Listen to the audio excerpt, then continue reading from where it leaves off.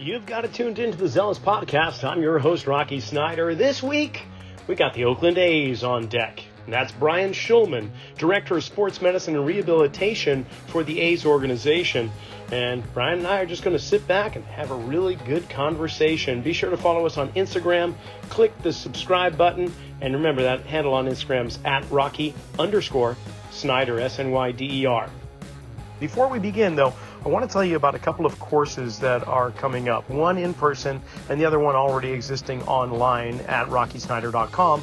And this online course is called Exploring Foot Wedges. So if you want to improve kinematic sequencing in your clients, patients, athletes, whomever you work with, maybe there's some compensatory patterns that are creating some chronic issues in the tissue, so to speak, using inclined planes underneath the foot, little wedges, can clean up a whole bunch of movements. And this online course, which is approved for CEUs with the NSCA, you can just check it out at RockySnyder.com. Plus, I'm taking that on the road. I'll be outside of Boston at Physio X Physical Therapy in Needham, Massachusetts, September 23rd. There is still room available, or at least spots for you if you want to get on there. Also, go to my website, RockySnyder.com. All right. But you are Director of Sports Med, you're athletic trainer and CSCS for the A's organization. How long have you been in that particular position? Since Nick left? Since Nick left. The position, we created it as Nick was leaving. I think it was a position that we had been striving to get to because of the needs of different things and some, our internal philosophies and trying to align those together. Nick and I started with the A's together. We started together in 2011. So we kind of,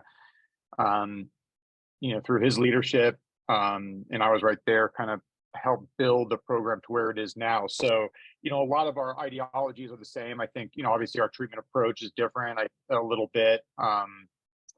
The way we go about things might be a little bit different, but for the most part, our ideologies are fairly aligned, and how we kind of both see, how I see our organization developing. I think how he saw it, he chose to step away and go to a different organization. I think for a multitude of reasons, all of which seem to be working out in his favor. I just saw him. They came in town and played us first series after the All-Star break, so we could catch up a little bit. But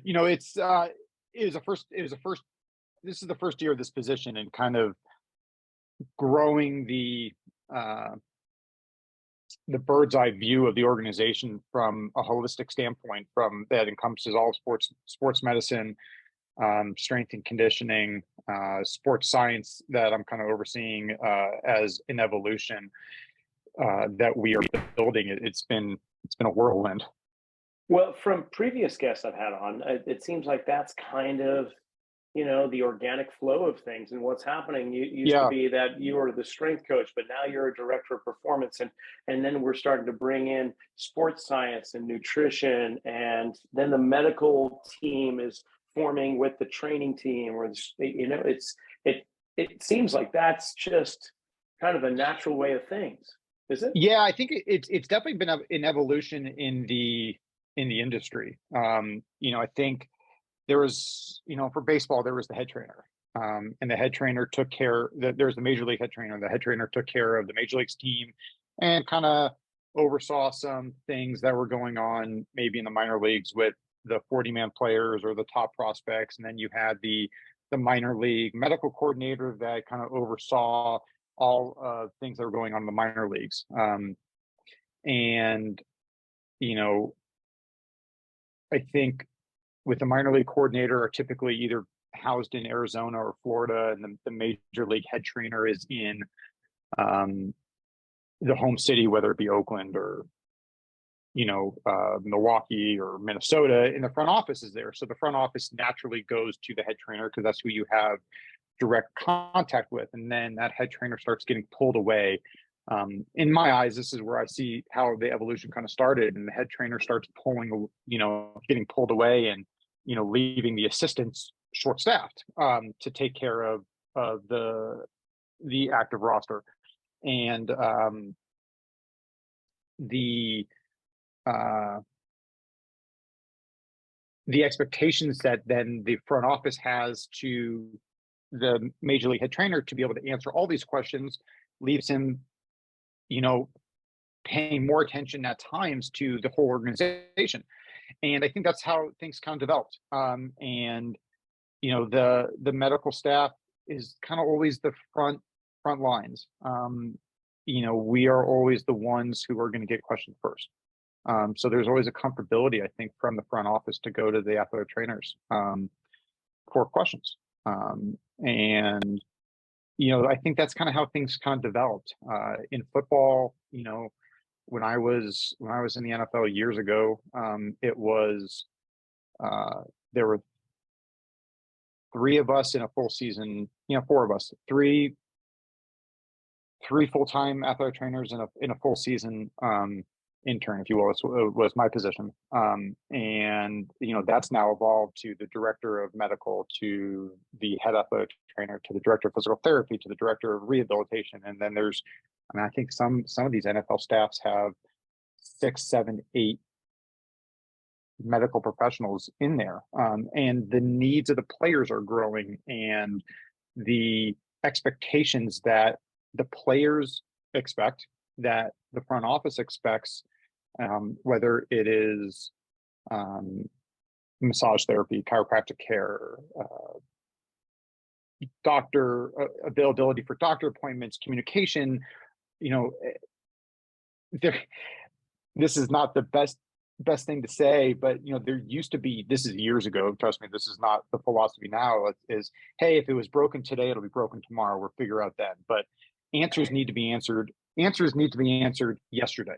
And so the needs and the demands of the profession and from the front office who have to answer questions has really helped evolve these director type leadership positions who can oversee everything at one point and can manage the care, who can have this bird's eye view of this happens here, something's going to happen there, and something else is going to happen there, and to have that forward thinking. And it's a really long-winded answer I just gave you, I think, but that in my head is the evolution of how these directors and what I'm in now has developed. It's just expectations have changed, and the expectations aren't that high, actually. I mean, we're talking about athlete care, so if nothing else, the improvement of the idea of what the athlete is, and not just as a disposable commodity, but as a potential of long-term profitability, I guess, and success, right? That's kind of the shift that's occurred from old school thinking to where you guys are now. I mean, you've got so many services that are interwoven and interdisciplinary with a great communication network, at least seemingly to me. Is that spot on? Yeah, I would say you're right. I mean, the expectations of athlete care has never changed, and you're spot on with that. A former head trainer of mine, said, at least from an athletic training standpoint, we are a service-oriented profession. We are here to serve the athletes. That's why I do what I do. Is I like helping people. I love helping people. I love being able to provide answers or resources to help people succeed, to feel better, for their health, for improvement. So where those did that expectations. Come from? What's your background? Like, let's talk about that for a second. Like, we'll come back to the athletes and, and networking, all that, but I'd love to know, like, I love history, because by understanding where things came from and people came from, you get a better understanding where they are now. So give us a little lowdown, Brian. Where that kind of love came from, I don't know. I knew about athletic training from my dad. My dad was actually a student athletic trainer in high school in Southfield, Michigan.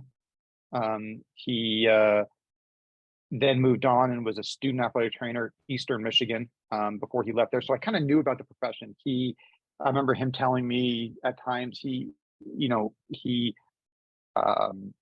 would go to, I think he maybe, I mean, not to date my dad and not to date how old I am these days. The first Kramer education courses, like in the 50s and 60s, like where, Kramer Sports Medicine was putting on these workshops for a day. And there are pictures of my dad taping ankles when he was in college. And so I knew about the profession. I think early on in life, I wanted to be a doctor, and then I kind of had this fear of blood for a while. And then moved on from that. And then I thought I was going to be a lawyer and a sports agent, and moved on from that and fell back in love with medicine. And I went to undergrad at UC Santa Barbara, where I thought I was going to be able to play baseball, and that kind of dream lasted about 10 days. And I realized that the 5'10" thumber left-hander was just not going to cut it in college sports. And I just kind of naturally gravitated to the head baseball trainer while I was there. We started hanging out. We both loved to surf every day. Being in Santa Barbara, it was kind of easy. And he kind of took me under his wing, and he's like, "Hey, why don't you come hang out in the training room and see what we do?" And I was like, "Oh yeah, I kind of knew about that. My dad, this, and that." All the while, I'm still taking political science classes because I thought I was going to be a lawyer. And when I realized you had to wear a suit every day and go to work from like, 8 to 6, and you couldn't wear flip flops, I was like, this might not be for me. And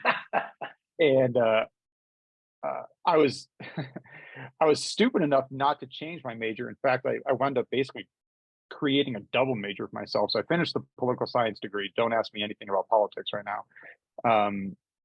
My wife likes to give me a lot of crap about that, like, during elections. She goes, "Don't you know this process?" I'm like, "Study for the tests." And that was about it. And then so anyway, I shifted, and I had these mentors at UC Santa Barbara who were just incredible.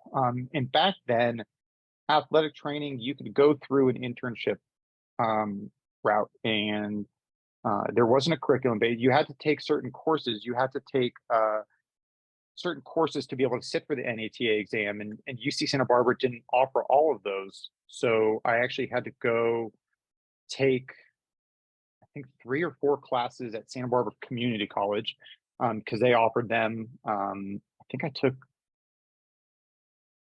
maybe one other course. Back then there wasn't online education, so we didn't do anything like that. I think I maybe took one other course in a summer at UCLA. Anyway, but you had to go all in. If this is what you wanted, you had to go all in, and you couldn't just kind of dip your toe in the water and come out. And like, if you wanted to do this, like, you had to sacrifice, and I did. I had a lot of fun in college. My first 2 years, I surfed every day. I hung out. Okay, hold on. What was your break? What's your home break there? Campus Point was probably my favorite, and then Devereaux. And then we would go down when it wasn't breaking. We would go down to Rincon a little bit, or down to Ventura to C Street. So that was kind of my jam back then. You've always got waves at C Street. Doesn't matter. Yeah, you do. What anywhere else is doing, right? Yep, So it is. peaky, And, so fun.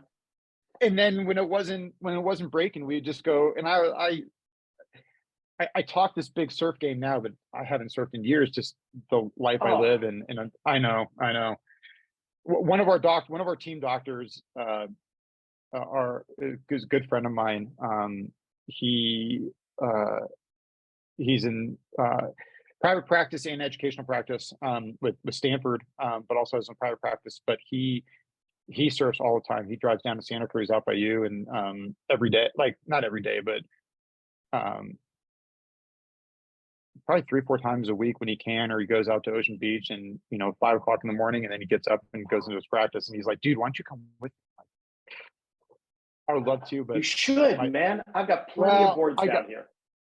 got two kids at home who I barely get to see as it is. And anyway, long story I'm short, just saying, they're not awake come dawn patrol.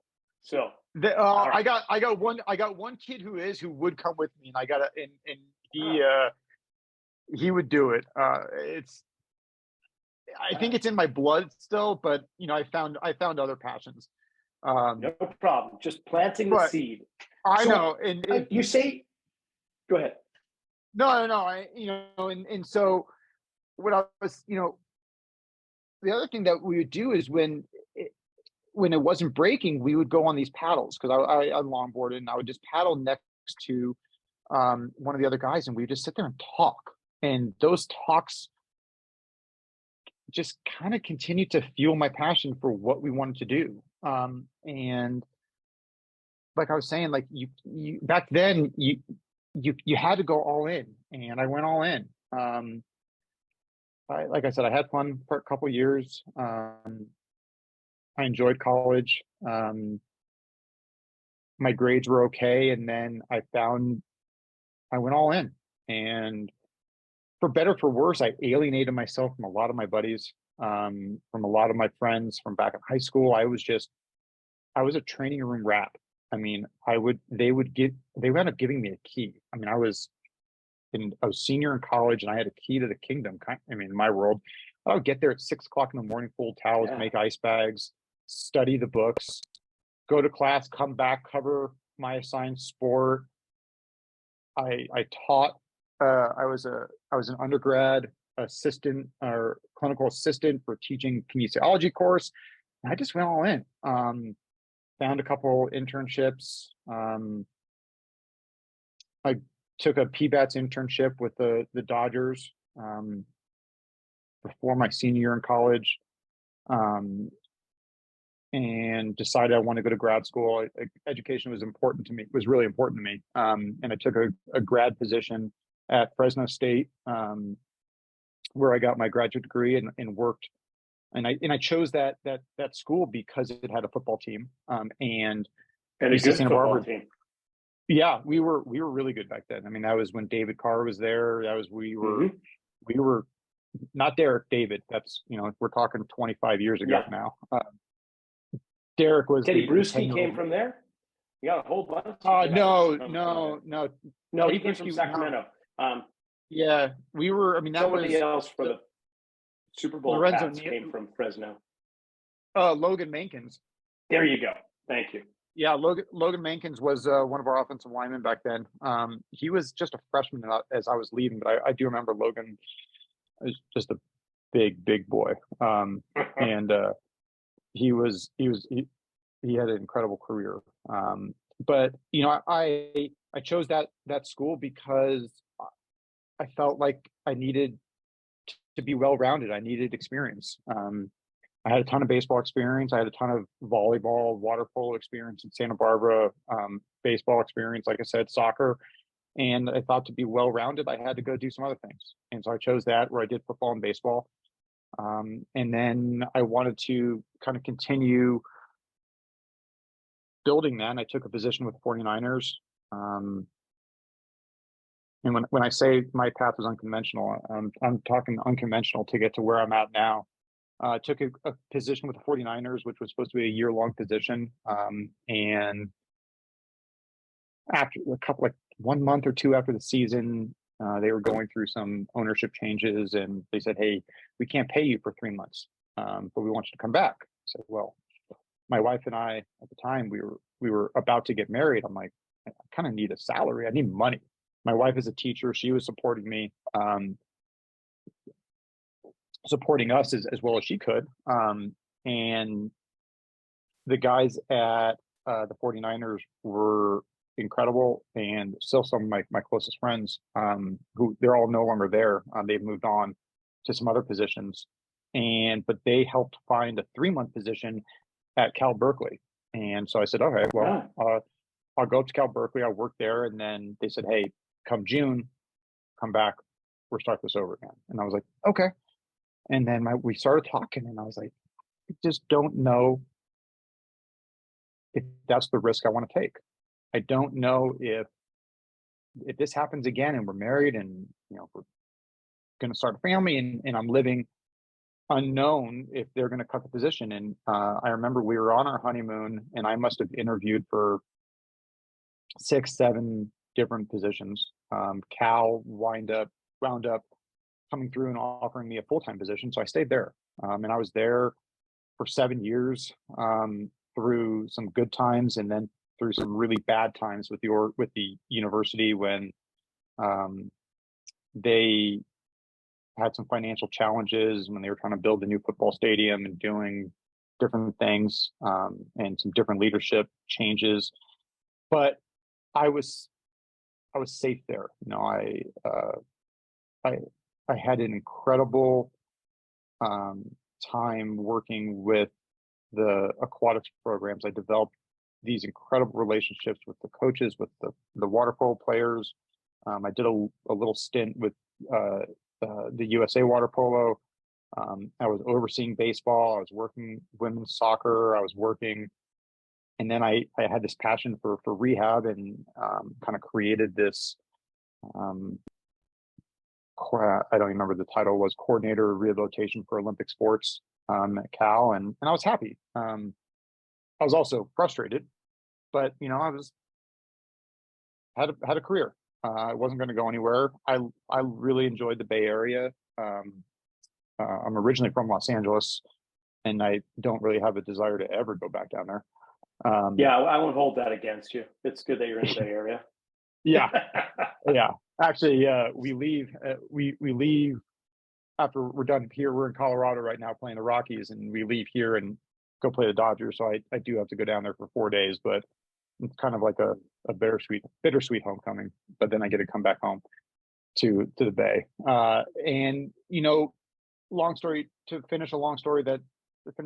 You know, one day I got a phone call from David Forrest, who at the time was the Oakland A's assistant general manager. He's now our general manager, kind of head of baseball operations, and said, "Hey, we want you to interview to join the staff." I said, "Sure." Where did this come from? To this day, to this day, 13 and a half years later, I still don't know exactly how my name got to David. I have some thoughts. Anyway, I interviewed with them. At the same time, Nick was interviewing. Nick got the head trainer position. Kind of created this third athletic trainer position that was going to be in charge of rehab. And I took it, and it was scary. I mean, I was leaving a career position where I had tenure. I had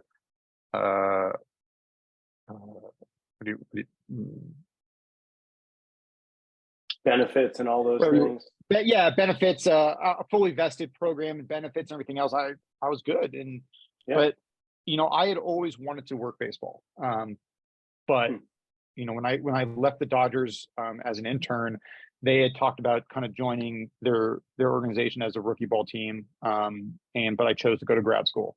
When I was in grad school, I had a couple calls from some other teams that people I knew who had offered me positions in Provo, Utah, with the Angels rookie ball team, or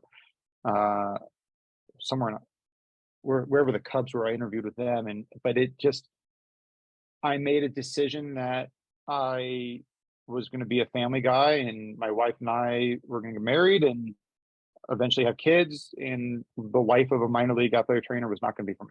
So, but I was at peace with it. I was totally fine. I love the sport. I worked college baseball for a while.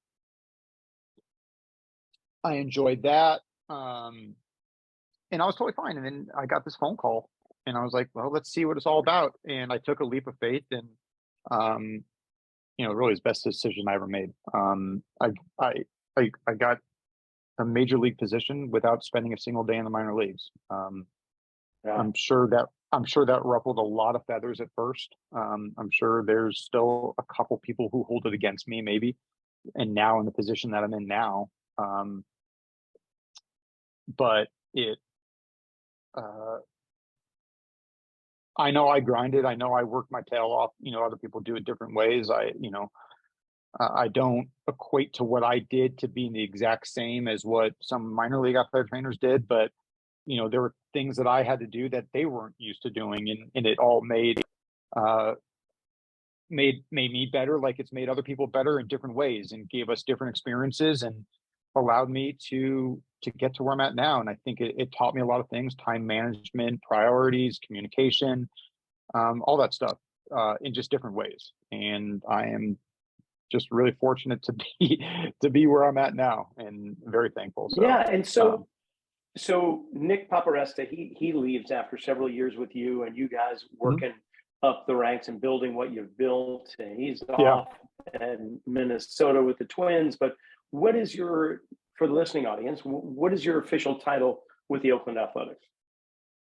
I am now the director of sports medicine and rehabilitation. So I oversee all of sports medicine, all of the athletic training for the organization. I oversee all of strength and conditioning for the organization, and I oversee all of sports science. Damn, man, that's a lot. It is, but we've got really good people who still do a lot of the other stuff. Our head strength coach, Josh Cuffey, oversees a lot of the strength conditioning stuff. I kind of oversee it from the holistic, practical part, trying to make sure we tie things together. Jeff Collins is our head athletic trainer. Jeff and I worked side by side together in Oakland as we were both assistants under Nick for 6 years. And prior to that, Jeff was the minor league coordinator for I think 15 years in the organization, and we worked together doing a lot of other things, preparing for the draft and medical reviews and free agent things. And so we've worked together for years. And he, like I was talking about earlier, the way we develop this position is to allow people to focus on and have ownership of what they are in charge of. So Jeff is the head major league athletic trainer. Jeff just needs to focus on the 26 guys we have on the roster, maybe the other players who are in AAA who may come up and down. I want him to be able to focus on that, and I can handle all of the other stuff that may go on, whether it's doctors' phone calls, setting up appointments, communication with doctors, developing plans. We work together in terms of developing some rehabilitation plans along with our assistant athletic trainer who is in charge of rehab. That's what I previously did for 12 years, and I still have a huge passion for rehab, and I never want to get rid of it. And so I kind of made it a point that that's something I was going to do, and oversee that stuff, and oversee the return to play process and coming up with plans. Josh Cuffey, like I said, is in charge of our major league strength and conditioning. Like, I don't write strength programs. That's Josh. We put ideas together from a holistic standpoint. The other thing in terms of sports science that we're starting to grow is I want to make sure we're all on the same page. As we grow sports science, and we have a biomechanist who way smarter than I am, and Ethan Stewart, and I understand a lot of the biomechanics stuff, but I don't own it, and that's for him to own. What I like to do is to be the project manager, if you will, and to put all those pieces together. And hey, we see these biomechanics changes that we need to make. Okay, cool. What can we do from an athletic training standpoint, whether it's tissue work, whether it's preparation? What can Josh do from the strength conditioning side? What can our pitching coach do? And I can communicate with them. So we're all, for lack of a cliche, rowing the boat in the same direction. We don't just have one oar going left, one oar going right, and the coxswain yelling go straight. And that's what I enjoy doing. I like putting the pieces together, and I like seeing things from this bird's eye view of, okay, we got to get, if the pitching coach wants their guys, the player to work on trunk rotation, and he's throwing medicine balls, we don't need to be doing medicine ball throws in the weight room. Then we're overtaxing the system. And at the same time, in the athletic training point, we don't want to counter movement. We want to create counter movement, so we create this balance and a synergy, and we want to make sure we prepare the body for what we know they're going to do. So it's not just like, hey, I'm going to go out there and do all these crazy funky drills and no one knows what's going on. So that's what my role is to do, is to kind of put everything together and make sure we're kind of, like I said, following the same path. Well, how much of your role is acting as not only a project manager, but a mediator, right? Like you've got, you know what I mean? You've got a whole bunch of people with some great advice and opinions, and they may conflict each other. How often does that happen? It happens a lot. But it's, a lot of those conversations are because we're passionate about things. Sometimes that passion can turn into screaming and shouting matches, but you know what? It's because we care. It's not because,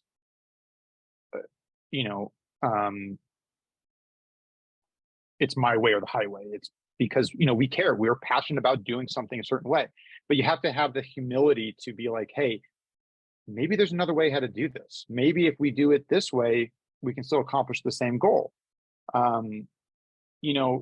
There's not a ton of mediation is a great point. I mean, I'm not like putting out fights and I'm not starting fights all the time. I mean, I've been known to voice some opinions here and there that are not the most popular at times. And that's okay though, because you got to push the envelope. You can't just keep doing the same thing and expecting the same results. I mean, that's whatever the clinical definition of insanity is. So we've got to push the envelope. We've got to try new things, but we've also got to stay grounded to what we know is right and safe. Like, sure, throwing a keg over our head is like doing a clean, but is that safe and really the right thing to do? No. But you know what? I might have some player who saw it on Instagram who thinks it's a great idea. We've got to be able to educate too. So there's a lot of that. At the same time, there's a lot of kind of, I spent 12 years, like I said, as the assistant athletic trainer in charge of rehab and putting rehab progressions together and plan of cares together. And I think I really excel at that in terms of understanding what it takes and what we need to do, and to think like, okay, hey, this guy has an oblique strain, but we can't just train the oblique. He's going to come back running. We've got to make sure we're running the bases. We've got to make sure he's doing this. We've got to make sure he's ready to do, to do something, sprint in the, linearly straight ahead. So we with also, this, like you're talking about evolution, and I love that, because I love how the different ingredients to your overall recipe for success are kind of being added into the pot here. So for instance, when you began, say, over a decade ago, you had certain people... that's hard to do. But you know what I'm saying? Like you had certain titles, certain departments, and then over, say, the last 10 years, what new pieces, what new ingredients are being added that were missing? And what ones are still kind of, in your opinion, what's still missing that you would like to see in there? I mean, is there a sleep coach? Is there a personal dietitian? Is there like the wearable tech coming in? Like what elements do you see that are like solid big buckets, and what is still missing? I think baseball's so hard, right? Because of our schedule, we play 162 games in something like 183 days. We are hamstrung a little bit on wearable tech in the major and minor leagues now with the new minor league CBA. You used to kind of be able to treat the minor league players like lab rats and say, hey, wear this catapult device. We're going to track you. And they couldn't say anything. Now and rightfully so, they have a right to protect themselves. Major leagues, you can't do that without their consent. there's some good evolution things that are coming, right? There are, teams, and we're one of them, that are just, some teams have been using like the Vold force plates or the Hawkins dynamic force plates to measure readiness or recovery in terms of how, the squat jump or the counter movement jump, looks. We're just starting to do that. It's a little different though with baseball, right? Because I can't say, hey, you're not recovered. Hey, take it easy in practice today. Guess what? There's no practice. I mean, like, we play, like, we've got a workout, and we will do batting practice and a workout, and maybe we can monitor some of that, but we can't also say, hey, like soccer or rugby, where it's like, hey, you're only going to participate in half the drills today. Basketball, I only want you running at a certain tempo. Football, non-contact. Baseball, it's not. I can't tell my pitcher to, hey, today, only throw 60%. Doesn't work that way. You're not going to, you can put someone in injury, a higher injury risk. It's going to change mechanics. And it just, we're competing every day. So it's hard. We are putting in new technology to understand things. We use a motion capture system, Kinetrax, in the major league side, when we just added a biomechanist this year, like I said. So that is some really interesting and objective information. Like, before, a lot of things were subjective, like, hey, this pitcher throws across his body. Now I can tell you, yeah, his step width is 14 inches across from midline. Like, I know that. So now, as we're trying to get him better, I can see, hey, he's getting 11 inches, he's getting 9 inches. We're getting closer. Like, we have objective numbers, we have objective measurements. An injury is an injury. If I sprain an ankle today, it's the same as I sprained an ankle 30 years ago. There might be some different technologies that you can use, whether it's like a class 4 laser or a HIVA mat to work with lymphatic drainage, or the use of blood flow restriction technology, which is great, but we're still going to treat the injury. We still have to follow the same steps of healing. Maybe we can speed it up a little bit. Some people might get, and I'm sure, and I've been a faulter too, like, we get too aggressive with all the stuff, and you have to understand the body takes time to heal sometimes. We can do things to Oh, sorry. Go ahead. No, I was say, just wondering. Sorry, I'm just thinking, like, you're talking about injuries, and I'm wondering, do you ever compare across the league, like, your injury rate and where are you in the percentile compared to the other teams? And you look at the top teams with the least amount of injuries for the season, and then you go over and go, okay, to the director of sports performance or sports med, head athletic trainer, whomever, you just go, okay, what are you guys doing that afforded you the least amount of injuries for this past season? I would lie to you if I said we didn't. I don't like to. We Really? are Why? dealt. We're dealt the cards that we're dealt with, and if we have injuries, it's maybe there's a trend. Maybe we are doing something wrong. Maybe we're pushing too hard. Maybe it's just bad luck sometimes. Maybe it's just baseball. The arm, the elbow, it's not supposed to throw a baseball the way we do it, but all these guys do it.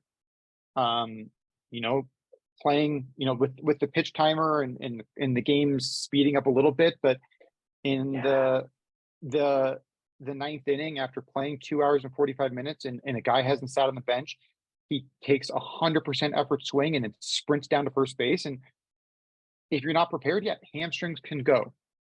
Injuries can happen. I don't like to compare myself to another team and be like, hey, I'm better than you, you're better than me.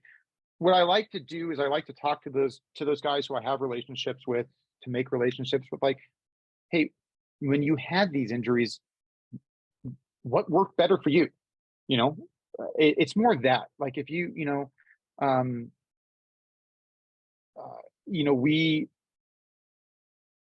our organization, it's no secret, right? Moneyball success or whatnot. We try to strike rich on a low budget, and some of that might be taking medical risks. And we do a huge evaluation as much as we can to allow our front office to understand what injury risks may happen.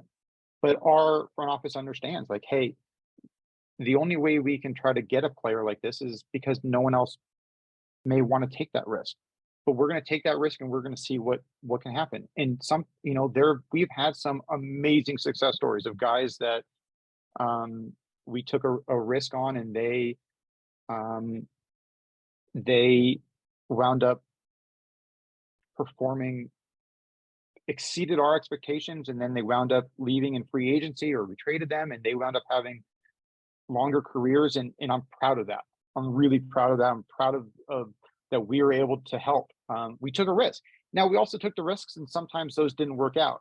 So, if I say, hey, we've got 10 elbow surgeries, and the Boston Red Sox have 8 elbow surgeries, I don't know what they're looking at. I don't know what their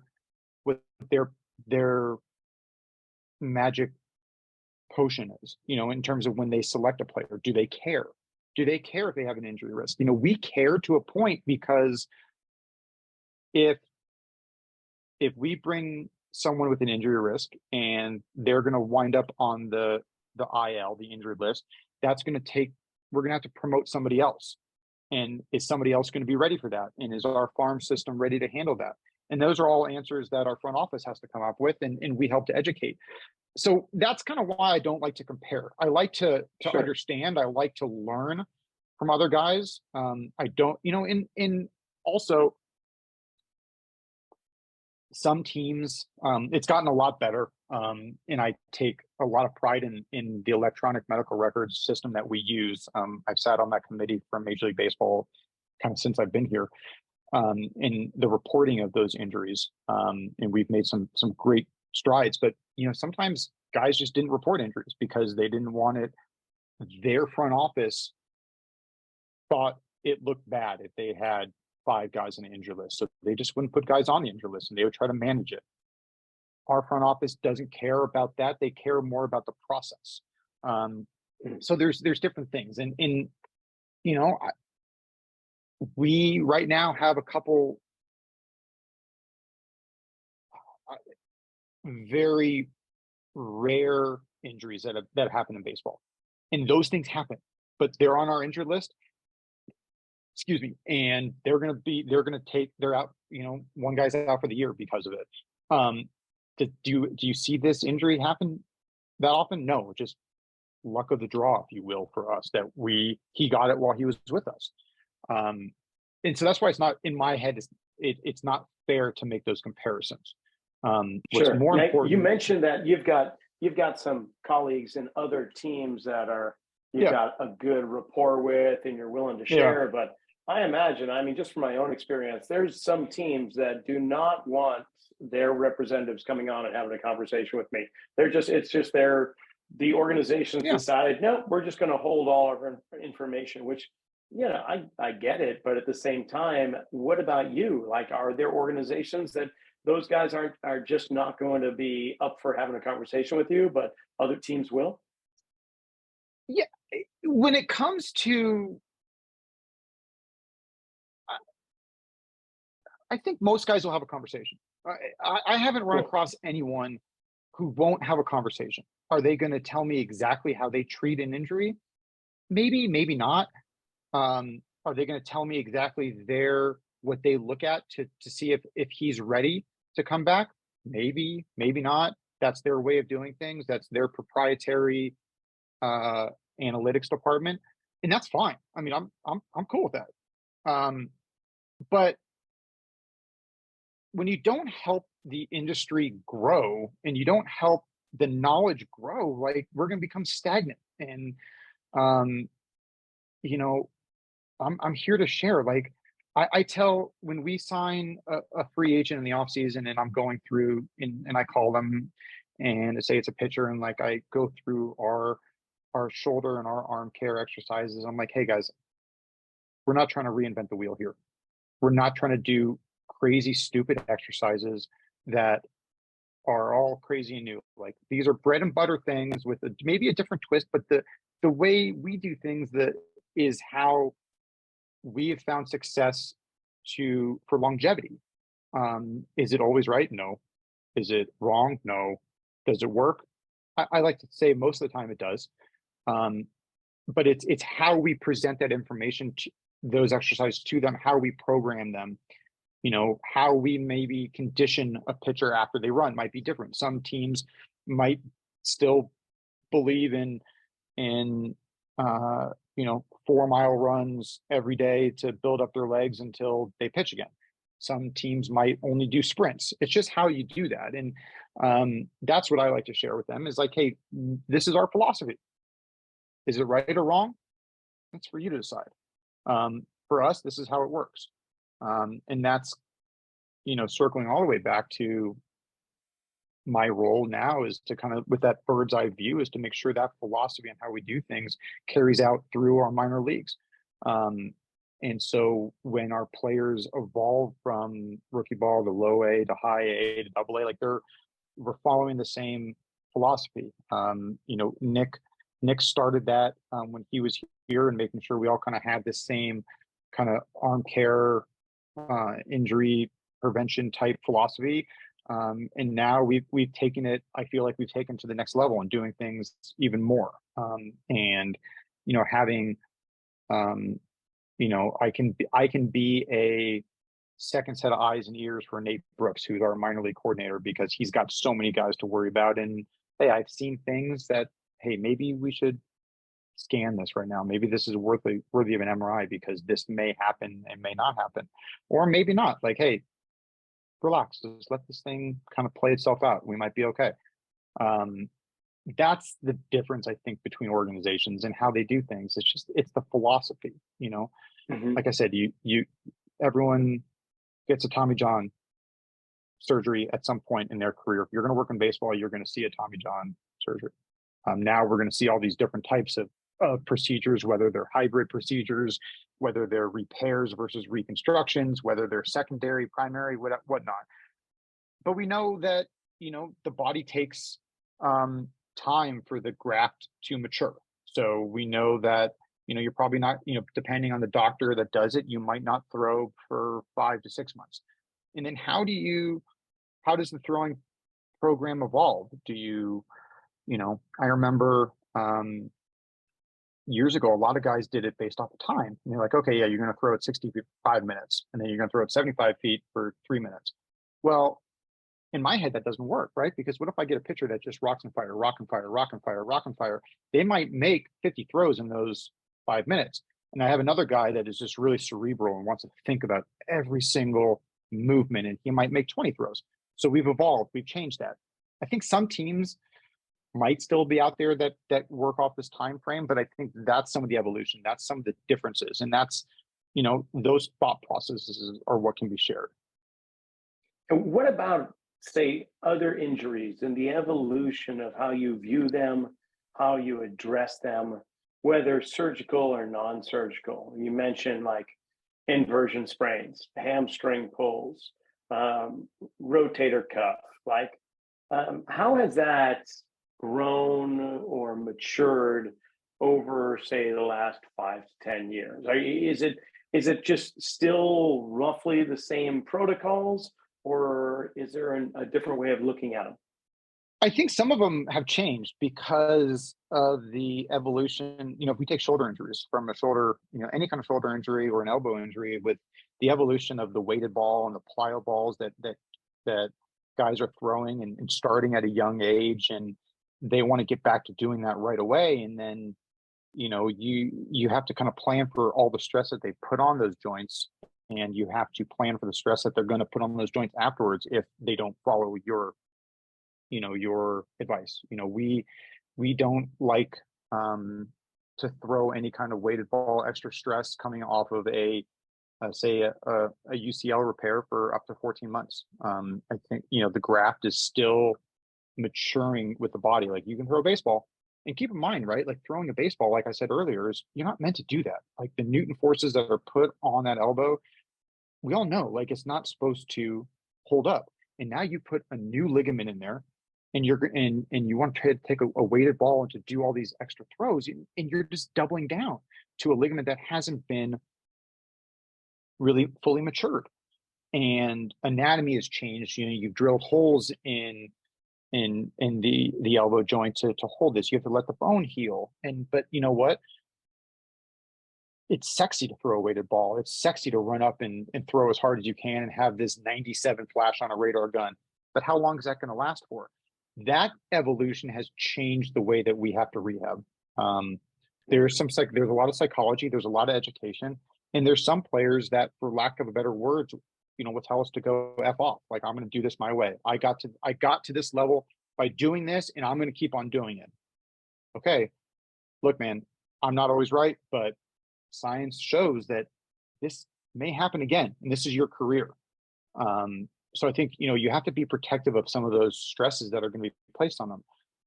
You know, with the evolution of biomechanics and in baseball, biomechanics have been around forever.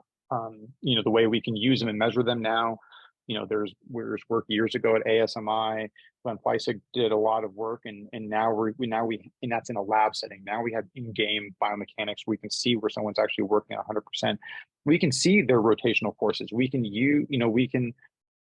if we feel, and, you know, studies have shown that, you know, if you have certain qualities in your delivery, that they can have higher stress rates. And maybe we make those changes to lessen those stress rates. But at the same time, you've got to be careful that you don't change who the player is. And that's, you know, how they throw funky, and that's what allowed them to get to the major leagues. You take away that funk, they're average Joe, and that's not going to cut it. So you've got to find that balance. That has changed. You know, the use of, like I was saying earlier, of objective data and using force plates for jump measurements to say, like, hey, vertical jump, yeah, he touched, you know, 6'4".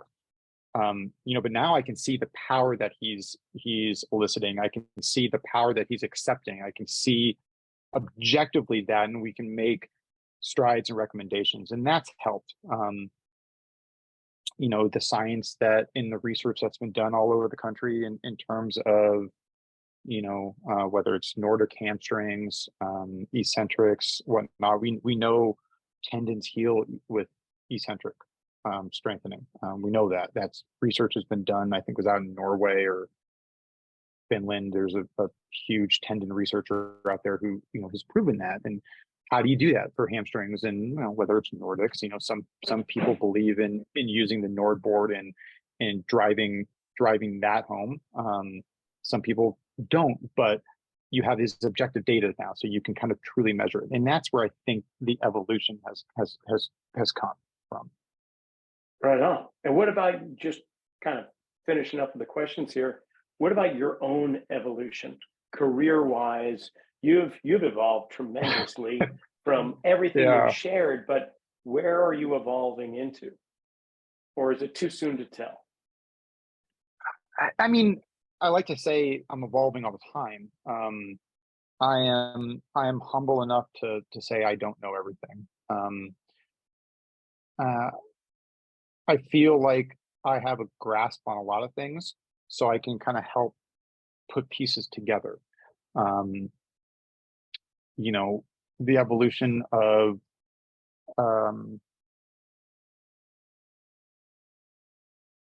sports science is huge. We're dabbling into that. I'm trying to keep up. I'm trying to learn, to figure out different ways on how we can do things. I feel like I've always been a really good communicator, but with more pieces in the more stakeholders right now. You know, you got to be even more communicative. You've got to communicate even more. I'm trying to evolve this position and still stay true to who I am and work hands-on with athletes all the time. I can't. And it drives me nuts sometimes. I'm sitting behind a computer, and I mean, I was the hands-on guy. That was my bread and butter. And I have chosen to evolve to be a project manager type now. I think that's the best way to put it. Do you ever Um, take a day where you just go, you know what? I got to be back on the field. I got to be at the table. I got to be in the training room. I just need I that connection. I do, but then the cell phone rings, and then it's, hey, can you come down in the office? We got to talk. Yep, no problem.